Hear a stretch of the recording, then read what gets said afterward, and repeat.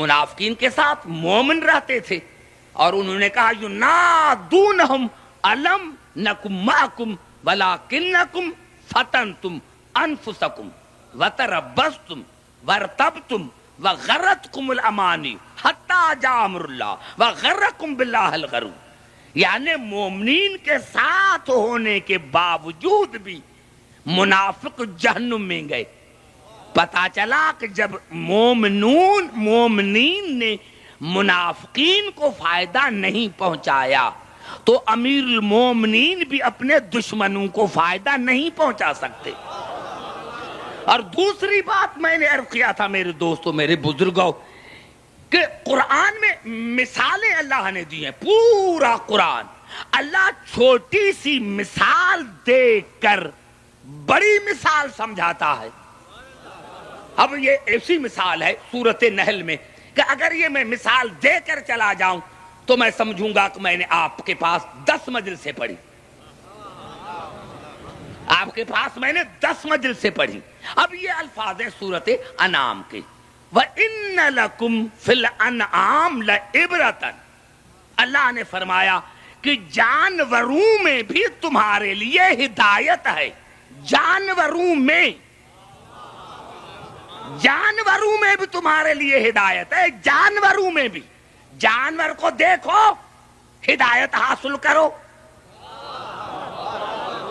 ارے انسانیت تو بڑی چیز ہے، نبوت تو بڑی چیز ہے، ولایت تو بڑی چیز ہے، ختم نبوت تو بڑی چیز ہے، پر حیوانیت کو تو سمجھو۔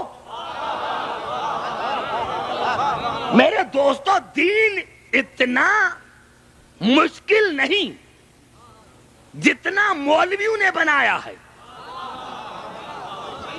اللہ تو روزمرہ کے مثال دے کر سمجھاتا ہے، وَإِنَّ لَكُمْ فِي الْأَنْعَامِ لَعِبْرَةً نُسْقِيكُم مِّمَّا فِي بُطُونِهِ مِن بَيْنِ فَرْثٍ وَدَمٍ لَبَنًا خَالِصًا سَائِغًا لِّلشَّارِبِينَ۔ اللہ نے فرمایا کہ جانوروں میں بھی تمہارے لیے ہدایت ہے کہ میں اللہ دو نجاستوں کے درمیان تمہیں پاک دودھ پلاتا ہوں۔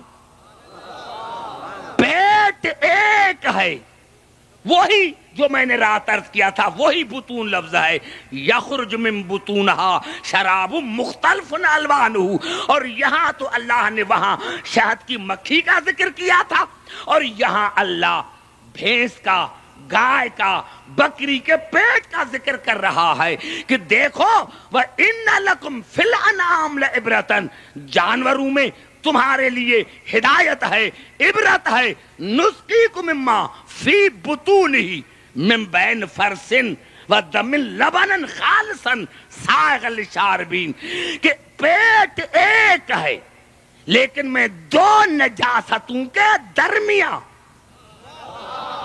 بڑا جملہ میں نے کہہ دیا، قرآن نے کہہ دیا کہ میں اللہ تمہیں دو نجاستوں کے درمیان پاک دودھ پلاتا ہوں۔ ایک طرف گوبر ہے، دوسرے طرف خون ہے، درمیان میں پاک دودھ ہے، یعنی درمیان پیٹ ایک، قبر ایک، لیکن اس قبر میں کتنے رہتے ہیں؟ 3، 2 نجس، 1 پاک۔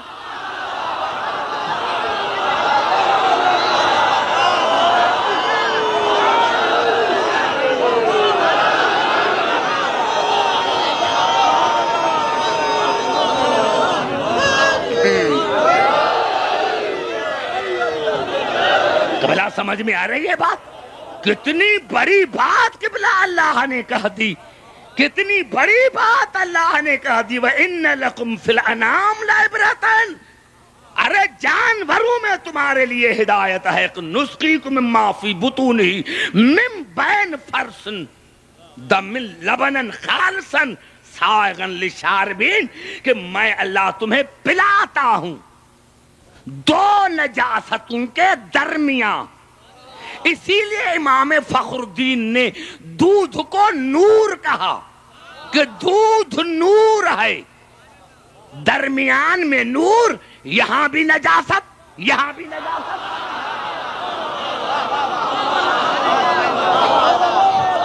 نعرہ حیدری،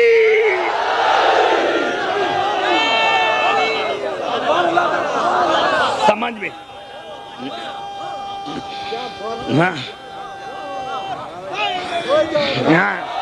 ارے دو نجاستوں کے درمیان اور پاک دودھ نور.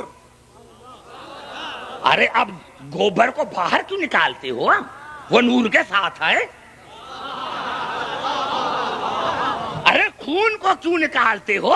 نور کے ساتھ ہے. اس نور نے خون کو پاک کیوں نہیں کیا؟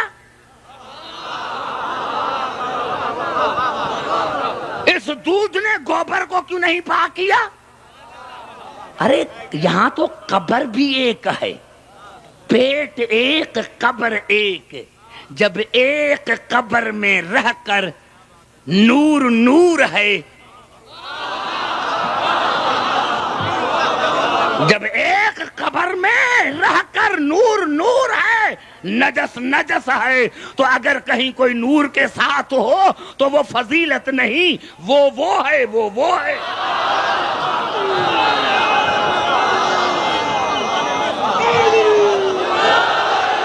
اور آپ نے دیکھا ہوگا میرے دوستوں، میں نے عرض کیا کہ میں تو دیہات سے تعلق رکھتا ہوں، کہ آپ نے دیکھا کیا کہتے ہیں؟ تھن کہتے ہیں. جہاں سے دودھ نکالتے ہیں اس کو تھن کہتے ہیں. آپ نے دیکھا ہوگا بھینس یا گائے، اس کے تھنوں میں کیا کہتے ہیں اس کو اردو میں؟ تھنیا. وہ چچڑ ہوتے ہیں ایک، کیا کہتے ہیں اس کو اردو میں؟ ہاں چچڑ بولتے ہیں. وہ چچڑ ان کے تھنوں میں رہتا ہے، چچڑ. اب بھائی جب وہ چچڑ تھنوں میں رہا تو یہ کیا کرتا ہے مالک؟ اس چچڑ کو نکال کر آگ میں جلاتا ہے. ارے بھائی آگ میں کیوں جلاتا ہے؟ اس کو باہر پھینک دو. کہا نہیں، یہ بڑا منحوس ہے، یہ پھر آ جائے گا. ارے جلاتے کیوں ہو؟ کہا یہ نور کے گھر کا دشمن ہے. بڑا جملہ میں نے کہہ دیا. نعرہ حیدری.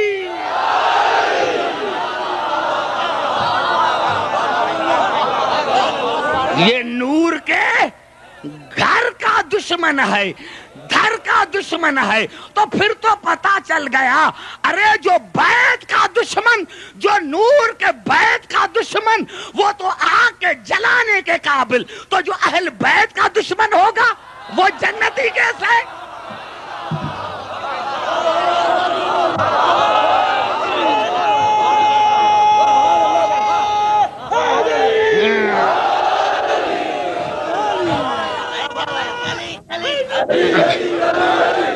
سنو مجھے مواد بھی دینا چاہتا ہوں، میں آپ کو مواد بھی دینا چاہتا ہوں. میں چاہتا ہوں کہ 10 دنوں میں آپ کو میں زیادہ مواد دوں. آج بیچارہ کہیں ہمارا کوئی باہر سے سندھی آ گیا ہے، اس نے مجھے رکا دیا ہے کہ صحیح آپ یہ ایک لفظ پر کیوں پڑھتے ہو؟ اب اس کو ابھی تک میت کی معنی نہیں آئی. یہ بیٹھے تو میں اس کو سمجھاؤں گا، سندھی میں سمجھاؤں گا. آپ اس بیچارے کو کیا پتا، وہ آ گیا تو نے رکا لکھ دیا ہے کہ بھائی آپ نے ایک لفظ جو ہے وہ مائیت، یہ مائیت جو ہے ہمیں سمجھ میں نہیں آتا، ایک لفظ کو آپ نے کیوں پکڑا ہے. تو اس کو میں سندھی میں سمجھاتا ہوں. بھائی آپ جس نے رکا دیا ہے تو پھر مجلس کے بعد مجھ سے ملنا تو میں آپ کو مائیت سمجھا دوں گا کہ یہ مائیت کیا ہے. سمجھا؟ میں آپ کو سمجھا دوں. نعرہ حیدری. میں نے عرض کیا تھا کہ مائیت کی معنی مکان میں ساتھ ہونے کی معنی نہیں. مائیت کی معنی ہے اب جو آیتیں پڑھوں گا، اب جو آیتیں پڑھوں گا، ہم محمد اور آل محمد کو کیوں مانتے ہیں؟ تقریر شروع ہو گئی. ہم محمد اور آل محمد کو کیوں مانتے ہیں؟ محمد کے ساتھ آل کو کیوں مانتے ہیں؟ ارے دنیا کو یہی تو ہے نا حسد.